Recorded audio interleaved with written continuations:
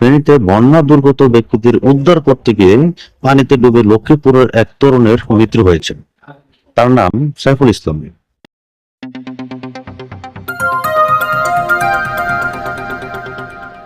তিনি লক্ষ্মীপুর রামগঞ্জ উপজেলার করপাড়া ইউনিয়নের দক্ষিণ শ্যামপুর গ্রামের বাসিন্দা এবং পেশায় তিনি ছিলেন নির্মাণ শ্রমিক। গতকাল বৃহস্পতিবার সন্ধ্যায় তার মৃত্যু হয়।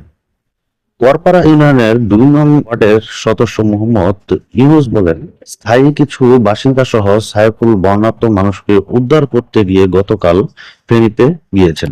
সেখানে উদ্ধার কাজ করার সময় পানিতে ডুবে তার মৃত্যু হয়। গতকাল রাতে বিষয়টি সাইফুলের পরিবারকে জানানো হয়েছে। তবে ফেনীর কোন জায়গায় সাইফুলের মৃত্যুর ঘটনা ঘটে সেটি নিশ্চিত করা যায়নি। রামগঞ্জ উপজেলার ভারপ্রাপ্ত কর্মকর্তা মোহাম্মদ সুলাইমান বলেন, নিহত সাইফুলের মরদেহ এখনো ফেনীতে রয়েছে। এ বিষয়ে সহযোগিতার জন্য পুলিশ তার পরিবারের সঙ্গে যোগাযোগ রাখছে।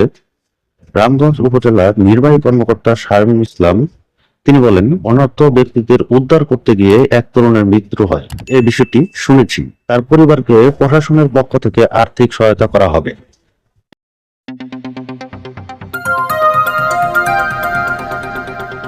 বাংলাদেশে বর্তমান পরিস্থিতি জানতে আমাদের চ্যানেলটি সাবস্ক্রাইব করে রাখুন এবং পাশে থাকা বেল আইকনটি বাজিয়ে দিন।